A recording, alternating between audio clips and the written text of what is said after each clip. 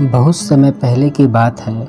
किसी एक नगर में एक बेहद प्रभावशाली महंत रहा करते थे। उनके पास शिक्षा लेने हेतु कई शिष्य आते थे। एक दिन एक शिष्य ने महंत से सवाल किया, स्वामी जी, आपके गुरु कौन हैं? आपने किस गुरु से शिक्षा प्राप्त की है? महंत ने शिष्य का सवाल सुनकर मुस्कुराए और बोले, मेरे हजारों गुरु हैं। यदि मैं उनके नाम गिनाने बैठ जाऊं तो शायद महीनों लग जाएंगे, लेकिन फिर भी मैं अपने 3 गुरुओं के बारे में तुम्हें ज़रूर बताऊंगा।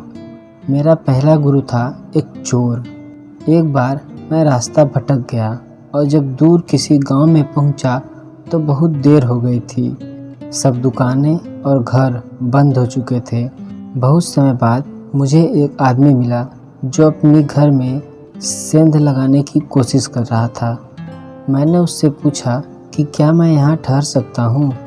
तो वह बोला कि आधी रात हो गए हैं, इस समय आपको कहीं आसरा मिलना भी मुश्किल होगा, लेकिन आप चाहें तो मेरे साथ रह सकते हो।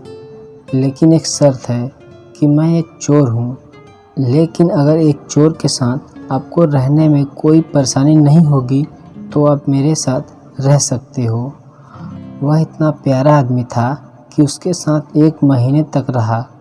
वह हर रात मुझसे कहता, आज तो कुछ नहीं मिला, पर अगर भगवान ने चाहा तो जल्द ही ज़रूर कुछ मिलेगा। वह कभी निराश और उदास नहीं होता था। वह हमेशा मस्त रहता था। जब मुझे ध्यान करते हुए सालों बीत गए और कुछ भी नहीं हो रहा था, तो कई बार ऐसे क्षण आए कि मैं बिल्कुल हताश और निराश होकर साधना वदना छोड़ लेने की ठान लेता था। और तब अचानक मुझे उस चोर की याद आती थी जो रोज़ कहता था, भगवान ने चाहा तो जल्द ही ज़रूर कुछ मिलेगा। और मेरा दूसरा गुरु है एक कुत्ता। एक दिन मैं बहुत प्यासा था और पानी की तलाश में घूम रहा था कि मैंने देखा एक कुत्ता दौड़ता हुआ आया। वह भी बहुत प्यासा था। पास ही एक नदी थी। उस कुत्ते ने आगे जाकर नदी में झांका तो उसे एक और कुत्ता पानी में नजर आया जो कि उसकी अपनी परछाई थी। कुत्ता उसे देख बहुत डर गया।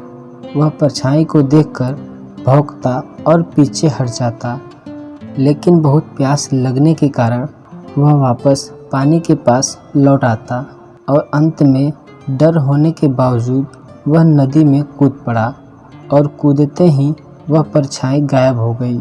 उस कुत्ते के इस साहस को देखकर मुझे एक बहुत बड़ी सीख मिल गई। अपने डर के बावजूद व्यक्ति को छलांग लगा लेनी चाहिए। सफलता उसे ही मिलती है जो व्यक्ति डर का साहस से मुकाबला करता है। और मेरा तीसरा गुरु है एक छोटा बच्चा। मैं एक गांव से गुजर रहा था कि मैंने देखा एक छोटा बच्चा एक जलती हुई मोमबत्ती ले जा रहा था। वह पास के किसी गिरजाघर में मोमबत्ती रखने जा रहा था। मजाक में ही मैंने उससे पूछा कि क्या यह मोमबत्ती तुमने जलाई है? वह बोला, जी मैंने ही जलाई है। तो मैंने उससे कहा, एक क्षण था जब यह मोमबत्ती बुझी हुई थी और एक क्षण आया जब यह मोमबत्ती जल गई। क्या तुम मुझे वह स्रोत दिखा सकते हो जहाँ से वह ज्योति आई? वह बच्चा हंसा और मोमबत्ती को फूंक मारकर बुझाते हुए बोला, अब आपने ज्योति को जाते हुए देखा, कहाँ गई वह? आप ही मुझे बताइए। और तब मेरा अहंकार चकनाचूर हो गया और उस समय मुझे अपनी ही मूर्खता का एहसास हुआ। मित्रों, शिष्य होने का अर्थ है अपने पूरे अस्तित्व के प्रति खुले होना। हर समय हर ओर से सीखने को तैयार रहना चाहिए। जीवन का हर क्षण हमें कुछ न कुछ ज़रूर सीखने का मौका देता है। हमें जीवन में हमेशा एक शिष्य बनकर अच्छी बातों को सीखते रहना चाहिए।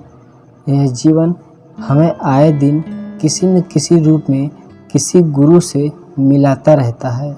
यह हम पर निर्भर करता है कि क्या हम उस महंत की तरह एक शिष्य बनकर उस गुरु से मिलने वाली शिक्षा को ग्रहण कर पा रहे हैं कि नहीं।